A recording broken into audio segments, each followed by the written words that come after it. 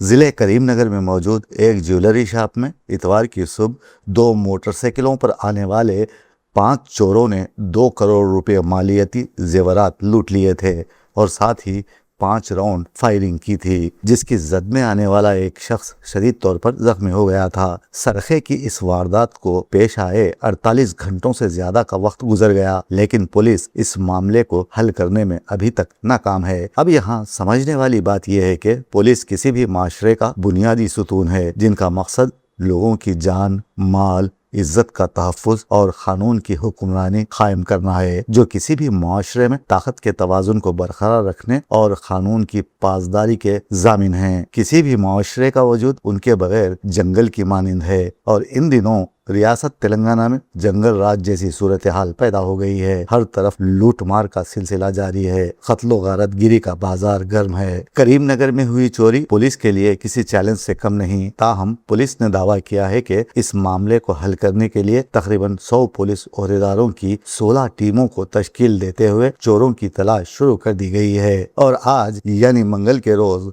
Jewellery shop चोरी case में एक नया मोड़ आ गया है। जगत्याल जिले के धर्मापुरी में मौजूद पुष्कारा घाट पर पुलिस ने एक पल्सर गाड़ी को दरियाफ्त करते हुए पता चलाने की कोशिश में है कि आया चोरी में इस बाइक का इस्तेमाल हुआ है या नहीं। अगर ये मोटरसाइकिल वही है तो चोर इस गाड़ी को यहाँ छोड़कर महाराष्ट्र फरार होने में कामयाब हो गए हैं या फिर पुलिस की तवज्जो हटाने के लिए ऐसा किया गया है। चोरी हो गई और चोर फरार भी हो गए। रियासत की सड़कों पर पुलिस जगह जगह आम शहरियों को रोकते हुए ट्रैफिक जाम कर रही है। वहीं रॉन्ग साइड से आने वाले, बार बार हॉर्न बजाने वाले, बाइक पर स्टंट करने वाले आज़ादी से घूम रहे हैं और पुलिस मासूम अफराद को रोकते हुए उन्हें परेशान कर रही है। तो दूसरी जानिब चोर धड़ल्ले से वारदात अंजाम देकर फरार होने में कामयाब हो रहे हैं, जिसे देखकर आम शहरी कहने लगे हैं कि झेल कर सख्ती पुलिस की और थानेदार की, झेल कर सख्ती पुलिस की और थानेदार की, मुल्क के कानून से मजलूम बदजन हो गया। अब यहाँ समझने वाली बात यह है कि करीम नगर से चोरी करने के बाद इन चोरों ने कौन सा रास्ता इख्तियार किया होगा जहाँ से वो आराम से गुजर जाएं। क्या उनके रास्ते में कोई सीसीटीवी लगा हुआ नहीं है या फिर उन्होंने बीरपुर जंगल के रास्ते से निकलने में कामयाबी हासिल कर ली? ये ऐसे सवालात हैं जिनके जवाब तलाश करने में पुलिस मसरूफ़ अमल है। अगर हम साबिक रियासती वजीर KTR की बात माने तो उनका कहना है कि इन चोरों के तार वजीर आला से जुड़े हुए हैं, जिनसे उनकी मुलाकात चंचलगुड़ा जेल में हुई थी। इस मामले पर उन्होंने क्या कहा, आइए देखते हैं। మరి ముఖ్యమంత్రి గారు ఏమన్నా ఆయన గతానుభవం చెంచల్గూడలో చాలా కాలం ఉన్నాడు ఆయన, మరి వాళ్ళ బ్యాచ్మేట్లకు ఏమైనా ఫ్రీడమ్ ఇచ్చిండా? అరే చేసుకోనరా, నేనే ఉన్నా కదా మీ దోస్తును చూసుకోండి, లేకపోతే మేము కూడా కాంగ్రెస్ మంత్రులు ఎమ్మెల్యేలు అందరం ఒక స్కీమ్ పెట్టుకున్నాం, దోచుకో దాచుకో అనే స్కీము, మీరు కూడా అదే స్కీమ్ లో పాలు పంచుకోండి అని చెప్పి వాళ్ళకి ఏమైనా లైసెన్స్ ఇచ్చిండా, ఫ్రీడమ్ ఇచ్చిండా, లేకపోతే ఏంది? 5 తుపాకుల కరీంనగర్ లాంటి పట్టణంలో, ఇంతటి చైతన్యవంతమైన పట్టణంలో హోంశాఖ సహాయ మంత్రి గారు ప్రాతినిధ్యం వహిస్తున్న పార్లమెంటరీ హెడ్ క్వార్టర్లో 5 తుపాకులతో ముష్కరులు వస్తే, కాల్పులు జరిపితే, ఇంత తీవ్రమైన గాయాలు జరిగితే 32 గంటల పాటు ఒకరిని పట్టుకోలేని పరిస్థితిలో ఉన్నారంటే నేను మీకు గుర్తు చేస్తా ఉన్నా, మా మీడియా మిత్రులకు తెలుసు, మా ప్రభుత్వంలో కూడా ఒక చిన్నపిల్ల అపహరణ సంఘటన జరిగింది, మీకు గుర్తుండాలి. కానీ నాకు గుర్తున్నంత వరకు విత్ ఇన్ 5-6 అవర్స్ ఆ సీసీ కెమెరాలు చూసి పట్టుకొని విత్ ఇన్ 5-6 అవర్స్ ఆ పాపను తీసుకొచ్చి తల్లిదండ్రుల దగ్గర అప్పచెప్పింది ఆనాటి పోలీస్ యంత్రాంగం. పోలీసు వాళ్ళు మారలేదు, ప్రభుత్వం మారింది, ప్రాధాన్యాలు మారినాయి. కాబట్టే ఈ అవస్థ వచ్చింది. ఈ ముఖ్యమంత్రి గారి చేతగాంతనం, ఆయన ఇంకొకరికి అవకాశం ఇవ్వడం అదో దౌర్భాగ్యం.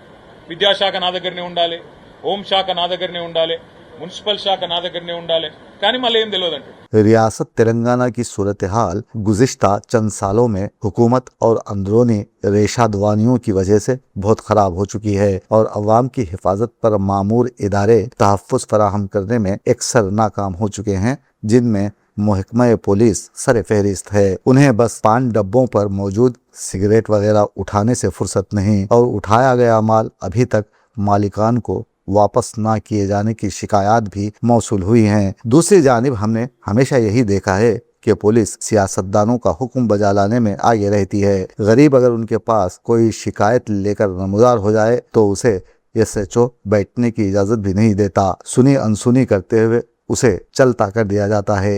करीम नगर में सरखे की जो वारदात पेश आई है, इसे मामूली ना समझा जाए।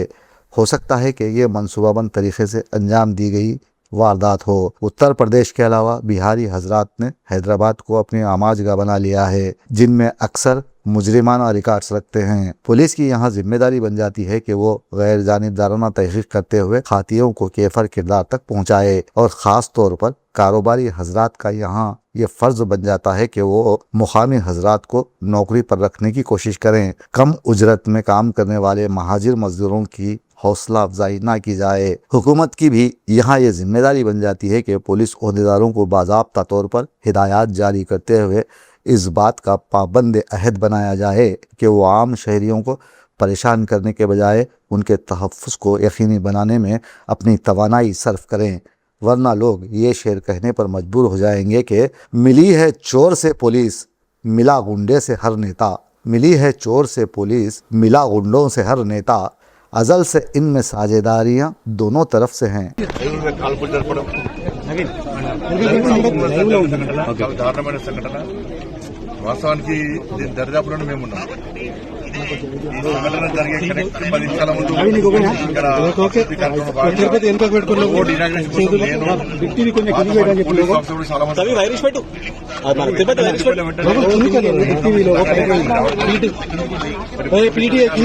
రకాలుగా మొత్తం కరీంనగర్ మొత్తం రౌండప్ చేసి ఆల్రెడీ పట్టుకోవడానికి ప్రయత్నాలు ప్రారంభించారు. దాంతో పాటు ఎవరైతే గాయపడ్డారో వాళ్ళందరూ కూడా నలుగురు బాగానే ఉన్నారు. మెరుగైన వైద్యం కోసం వాళ్ళని వెంటనే హైదరాబాద్ షిఫ్ట్ చేయాలని చెప్పి నిర్ణయించడం జరిగింది. వాళ్ళందరూ కూడా మెరుగైన వైద్యం కోసం మాత్రమే హైదరాబాద్ తిరుపతి కాబట్టి పట్టుకుంటారని నమ్మకం, విశ్వాసం. మరి మీడియా అందరూ కూడా దానికి సహకరించాలి. ताज़ा तरीन वीडियोस के लिए आप हमारे चैनल को सब्सक्राइब करें और देखते रहें पैगाम टीवी।